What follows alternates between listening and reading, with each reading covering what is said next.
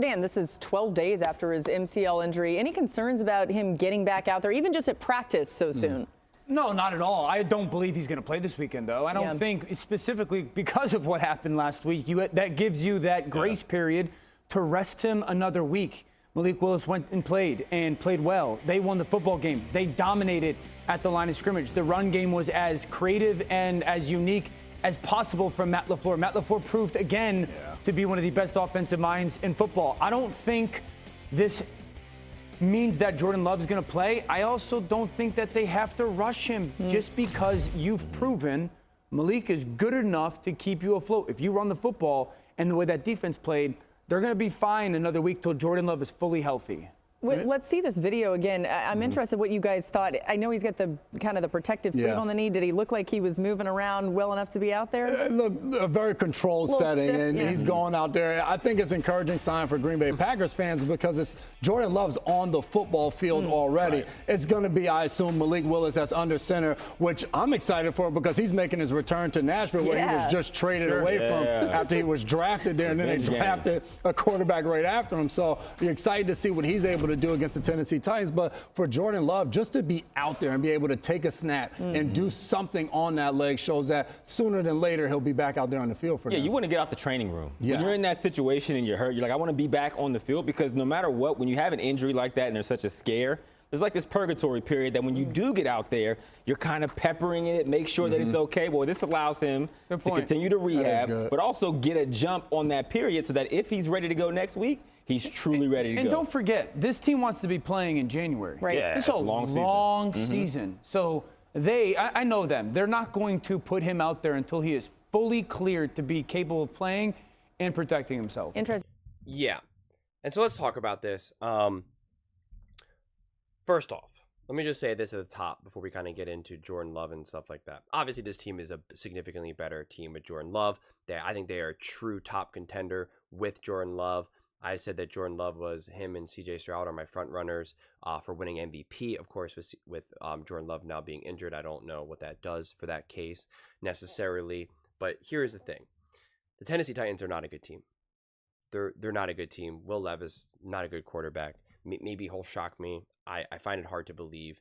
But the Chicago Bears were able to beat them with Caleb Williams, who really, you had to really kind of try your best to find good things to say about him, which I did. But at the end of the day, he got bailed out by the Titans. Okay. And so it's not to say that Will Levis is going to be able to rip off 5, 6, 7, 8, wins here.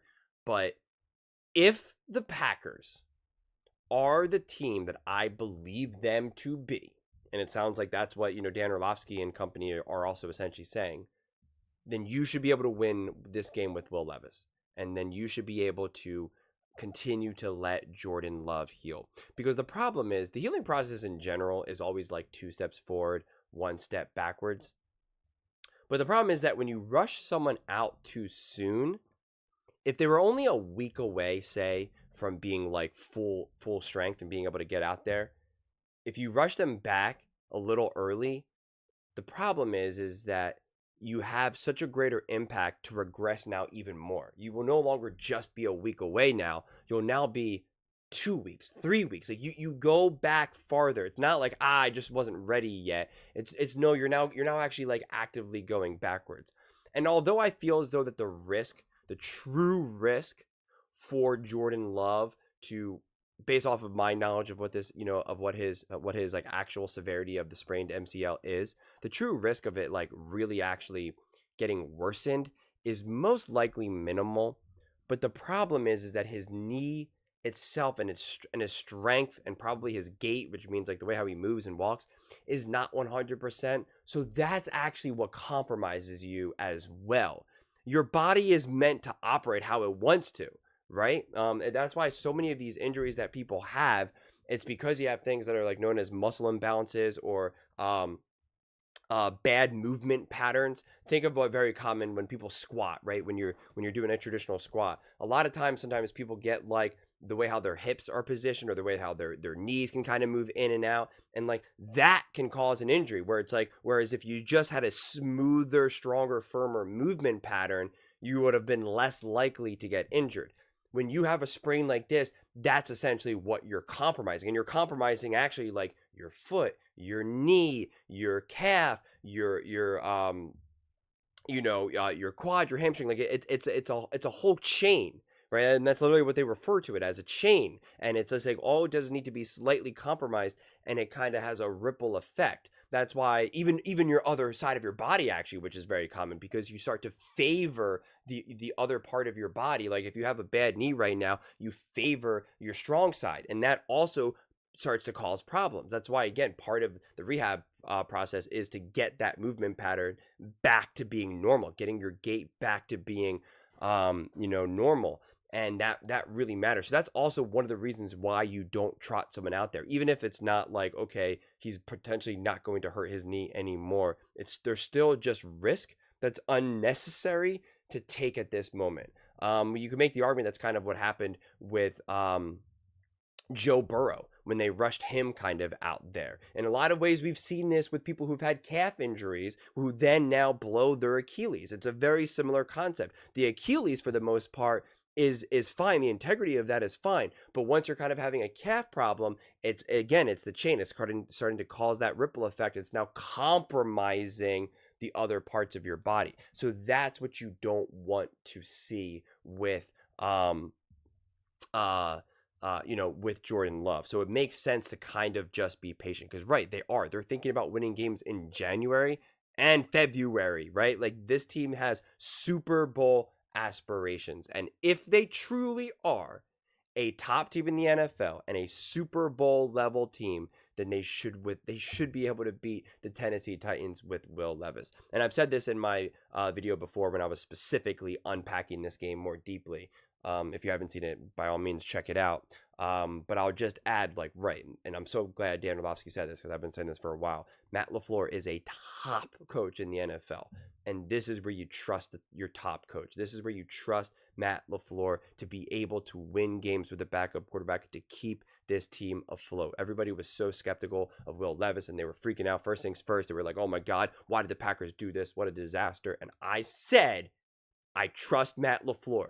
I said, Matt LaFleur is not dumb. He knows, and he looks around the league. He sees, how important having a backup quarterback is. And I said, these smart offensive coaches have a backup plan, right? That's what they do. And he would not have brought Jordan, he knows that this is a Super Bowl level roster. And so he knows how badly an injury can happen. He knows, right? He knows intimately.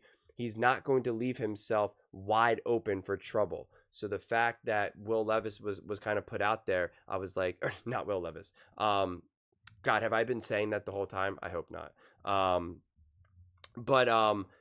It hasn't been that. So that's what you have to kind of have. You have to have the confidence that he's going to be able to continue to win with his backup quarterback, because that is what you're trusting your head coach. That is one of the benefits of having a top offensive coach in the NFL.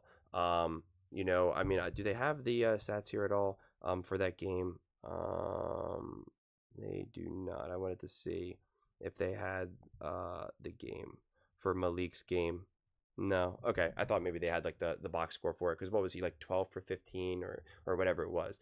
He played really well. He played good enough to give you confidence, and the Packers themselves, that team, which is what I mentioned in that video where I unpacked it, was that they consistently put Malik in a position to succeed. They did not hurt him. They know he's a backup quarterback. They know that they need to make plays for him, and at the very least, not make his job any harder. When you have a great quarterback, when you have the Mahomes, when you have the Jordan Love, when you have the CJ Stroud, sure, sometimes your team can make things a little bit harder for you, and that's why you have a great quarterback, because they can overcome that.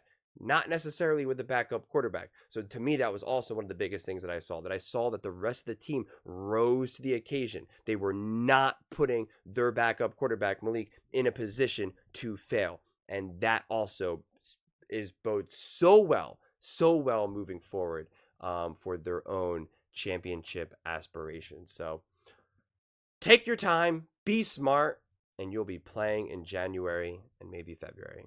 But those are just my thoughts. I would absolutely love to hear yours.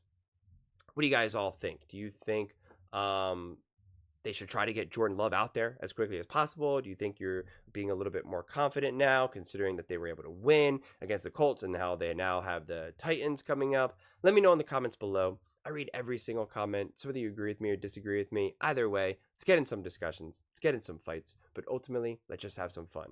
And please do consider subscribing. We are building an amazing community here where I would absolutely love to see you part of. I want to build a community that we all genuinely feel connected to, something that we're really excited to be part of. I think we're on our way to doing it.